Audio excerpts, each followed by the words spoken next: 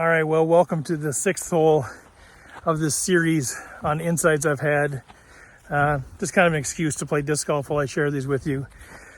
The sixth one is something I've talked about a little bit before, and some of you can relate to, and it's the idea of needing permission to speak.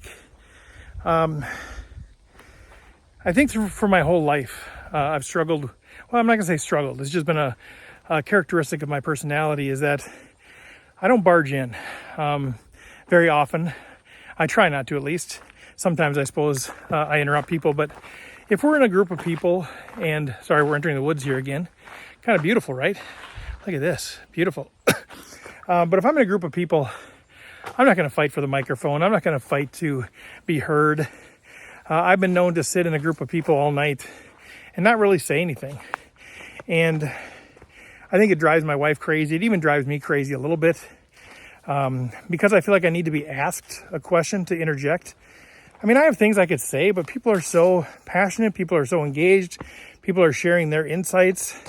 And I think, why do I need to force myself in here? You know, I do have stuff to add, but I'm not really going to force myself in. And so I kind of sit there quietly and we've had situations where it's like, why don't you talk? Why aren't you interested? And then what happens is I start to resent people, even though it's my fault for not engaging, not sharing, because I feel like when I do share, I lose the room, I lose the room a little bit. Like people are talking about, oh, I did this and I did this and I did this. And I bring something up and I feel like that's always the time where somebody's got to go get a drink of water, or somebody's got to go make a phone call, or somebody's going to check their phone. It just feels like it invariably happens. Now, I know I'm hypersensitive to it, so I know I notice it more, but I just feel like I just shut the room down. And nobody really cares what I think. Nobody really cares what I'm doing. It's disinteresting to people. Part of it is maybe because most of the people I know are educators, so they're talking about school, and then I try to interject something else, and it just lands on deaf ears or something. But I've just kind of felt like I haven't been listened to my whole life, and I feel like people don't really care. And this kind of goes back to that external validation thing that I talked about earlier in trying severance. Like it even goes back to all the times I've been to Africa. Very few people have ever asked me about Africa or ever had me explain in detail what that experience was like. I've been there 4 times. I've spent, I don't know how many days total there doing humanitarian work, going on safari, and people have no idea because nobody asks me about it. Now that tells me they're not interested in it, and that's fine. And I've been told, well, if you want to talk about it, just talk about it. But why would I just want to talk about it if somebody's not interested in it? So I'm looking for hints that people want to know about it, and they're just not there. That goes back to my external validation. So nobody really cares what I do. Isn't it enough that I just went and had those experiences? And if people want to know, I'll tell them. But why do I have this need for people to be interested and curious in my life? And it's probably because I feel like I do that for other people. I'm always asking people, how was your day? What's that like? How's work going? Have you thought about doing something different? I'm always asking those questions, and it doesn't get reciprocated. And I suppose it's one of those things where you give what you actually want in return. And so I've struggled feeling that way. And I think this is why I loved doing theater when I was younger, because I was given lines, I was given a stage, I was given permission to speak. I think it's why I've hosted more than 500 podcasts between the Pete and Steve show, the Rec Poker podcast, and these other podcasts that I've had, because I give myself permission, or somebody's giving me permission to ask them questions and share my insights. And I think it's why I love writing the book, because I'm just writing the book and I can write whatever I want. And I know it's why I love public speaking, why I do more professional speaking, because I have thoughts, I have insights, I've researched things, I've got some dynamic, interesting ways to tell people about things.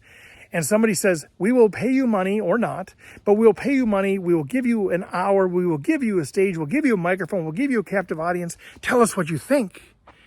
And that's when I come alive, because I have permission to speak. So I think I have this sort of interesting dynamic where I have a lot of interesting things I've done in my life, a lot of interesting experiences, but in a group of people, I don't really talk, and people probably think I'm shy, introverted, and I probably am a little bit, but part of that is just, I don't need to fight over the noise. I don't need to fight for space. I don't want to fight for space. But if you say, hey, Steve, 10 minutes, tell us about whatever, man, I will go ham and I would love doing that and people would be changed.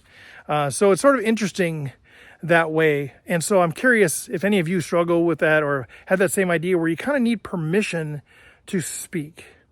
And how did you get over that? Because I want to be more dynamic in groups. I want to go to networking events and tell my story, but I don't know. I just don't want to fight for it. And that's why I'm so interested in hanging out with people who kind of have this mutually beneficial relationship, like my buddy Jeff or other people who will be like, okay, I've talked enough. What about you? What's going on in your world? Let's go back and forth. Let's hear your story rather than just ramble on about their own stuff. Because I'm too nice of a guy to say, stop it, let me talk. I just listen, I ask questions, and then later I resent that person. And I've had that happen with poker people, other friends, where they just talk and I'm listening and I'm asking questions and I really am curious. But at the end of it, it was 90% plus of them talking, and I start to resent the relationship because I never got to talk. And it's not about me talking. It's about them caring enough to ask me about what's going on in my world. And so that's sort of one thing that I've learned on this journey as we prepare for hole number 6 here at the disc golf course in western Wisconsin that I wanted to share. So let's talk about this hole number 6, shall we? It is an interesting hole. It's actually a 164-foot par 3. And again, it's kind of like the other holes here where here's the tee box and you just kind of go up. The hole's actually way around to the right. You only kind of go up about 80 feet and then it turns like 90 degrees to the right. So it's almost impossible to try to get it through these trees. You could try and just throw and hope and pray, but it's likely going to be trouble. So the shot is really just 80 to 90 feet straight ahead, 80, 90 feet to the right, and play for a par. So let's see how we do.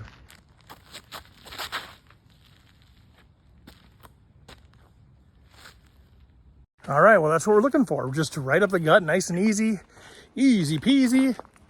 Hopefully it got to the center of the fairway, so I've got a clean look into the basket. And there, it looks like we are center cut. This looks like it's gonna be a good shot. Oh, we got some down tree branches up there by the basket. So there's the shot. I'm gonna have to go a little bit left to right, I guess, to get to the basket. And you kind of see some debris there. Usually I like to slide it right up, so I'm gonna actually have to try to go over that, kind of plop it down on the basket. See if we can. I'll put the camera over here to get a better angle.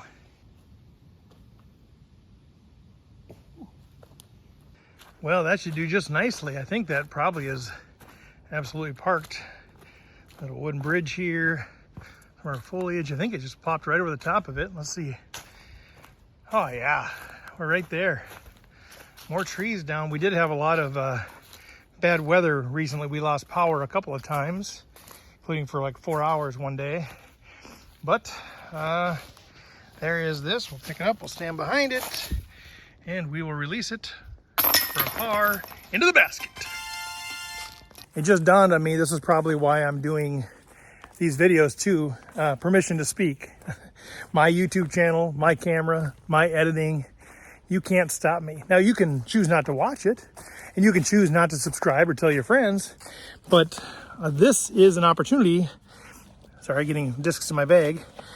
This is an opportunity for me to have permission to speak. I gave myself permission. I wasn't waiting for somebody else's permission, so I'm sure this is part of my whole personality, is giving myself permission to make these videos. Hope you enjoy them, by the way. Let me know what you think. Let me know what you agree and disagree with. I'll chat with you at hole number 7. Let's see.